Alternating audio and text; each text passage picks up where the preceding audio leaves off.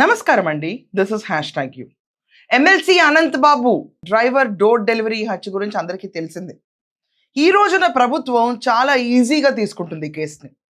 ఎక్కడ కూడా వెనకాడకుండా Anantha Babu clues teams అన్ని ఇచ్చి 5 బృందాలని పంపించాం వెతకడానికి. అంటే తెలంగాణలో, ఆంధ్రప్రదేశ్లో, ఒడిస్సాలో ఇలా 5 బృందాలుగా డివైడ్ చేసుకుని అనంతబాబుని ఎతకడానికి చాలా సీరియస్ ఎఫర్ట్ పెడుతున్నట్టు ఆన్ లుకింగ్లో కనిపిస్తుంది. కానీ రియాలిటీలో ఇంత సిన్సియారిటీ కనిపిస్తుందా? హోమ్ మినిస్టర్ అనిత గారు నేను సీరియస్గా ఒక క్వశ్చన్ అడుగుదాం అనుకుంటున్నాను. ఇక్కడ రవికుమార్ సిఐని మళ్ళీ తిరిగి సోమవారం రోజు సర్పవరానికి ఎలా ట్రాన్స్ఫర్ చేశారండి? ఆల్రెడీ గతంలో ఇతను వైసీపీకి ప్రధాన అనుచరుడుగా ఉన్నాడు. ఈ సో కాల్డ్ సిఐ రవికుమార్ వాళ్ళ మదరు వైసీపీకి లోకల్ బాడీస్లో కంటెస్ట్ కూడా చేసింది. జగన్మోహన్ రెడ్డికి వీరాభిమానిగా ప్రకటించుకోబడిన క్యాండిడేట్. ఇది వరకు మచిలీపట్నంలో చేసినప్పుడు పేరినాని మాటలిని కొల్లూరు రవీంద్రని అతి దారుణంగా హింసించిన క్యాండిడేట్ పదవిని అడ్డం పెట్టుకుని. అదే టెన్యూలో 2019లో ఈ క్యాండిడేట్కి విఆర్ ఇప్పిస్తే తర్వాత జగన్మోహన్ రెడ్డి టెన్యూర్ వచ్చిన తర్వాత సర్పవరంకి వచ్చాడు. అండ్ ఈ కేసు మొన్న ట్రాన్స్ఫర్ అవ్వక ముందు దిశ పోలీస్ స్టేషన్కి అంటే కాకినాడలో ఈ క్యాండిడేట్ ఉన్నప్పుడు తిరిగి అనంతబాబు కోసమే తీసుకొచ్చి మళ్ళీ సోమవారం రోజు ఇక్కడ పెట్టారు. అనంతబాబు వైఫ్కి హైకోర్టు ఆర్డర్స్ ఉంటాయి, ఈవెన్ ఇన్వెస్టిగేట్ చేయండి అని చెప్పి క్వశ్చన్ పేపర్ ముందే లీక్ అయిపోతుంది.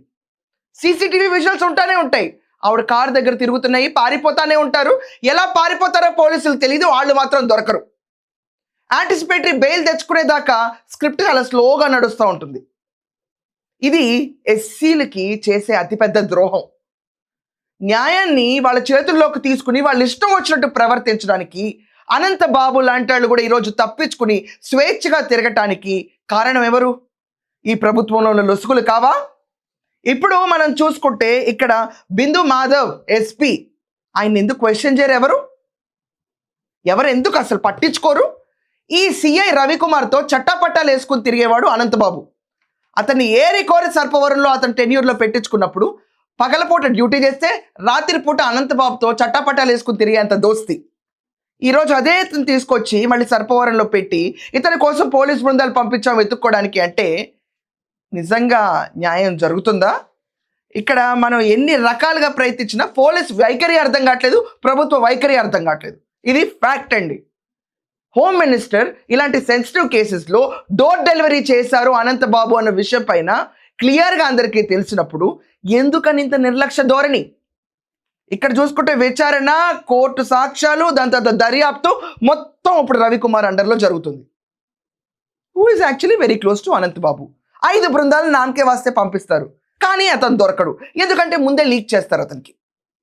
నువ్వు పారిపోని కోసం పోలీసులు ఇక్కడికి వస్తున్నారు, అక్కడికి వస్తున్నారు, దొరకరు. అలా మిస్సెస్కి అయితే క్వశ్చన్ పేపరే రిలీజ్ అయిపోతుంది. పోలీసులు ఏం క్వశ్చన్లు అడుగుతారు? 2019లో ఇతను టీడీపీ వాళ్ళ పట్ల రఫ్గా వెళ్తున్నాడని విఆర్ ఇప్పిస్తే తర్వాత అనంతబాబు ప్రోత్సాహంతో హెల్ప్తో ఇతను అడ్డతీగల్లో పోస్టింగ్ తెప్పించారు.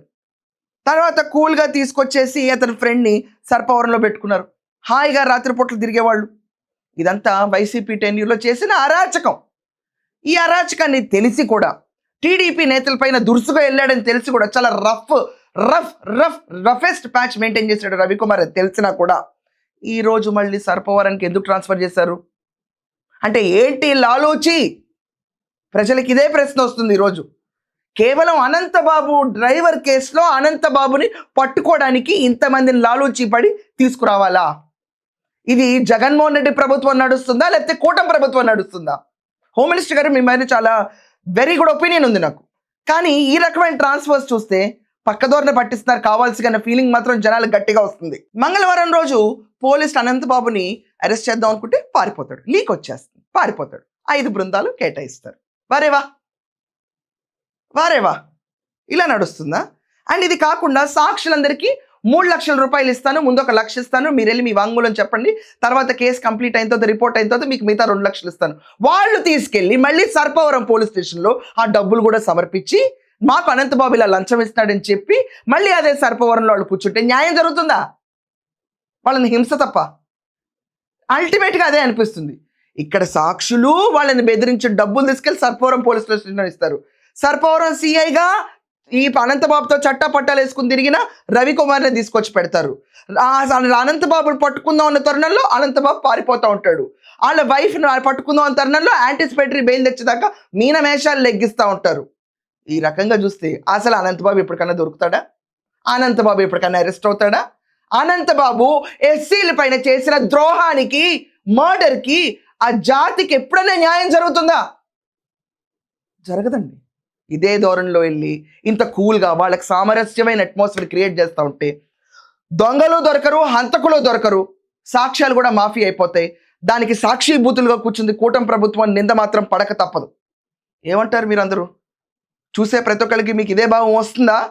ఎప్పటికైనా అనంతబాబు అరెస్ట్ అవుతాడా? ఇది జగన్మోహన్ రెడ్డి ప్రభుత్వమా, కూటమి ప్రభుత్వమా?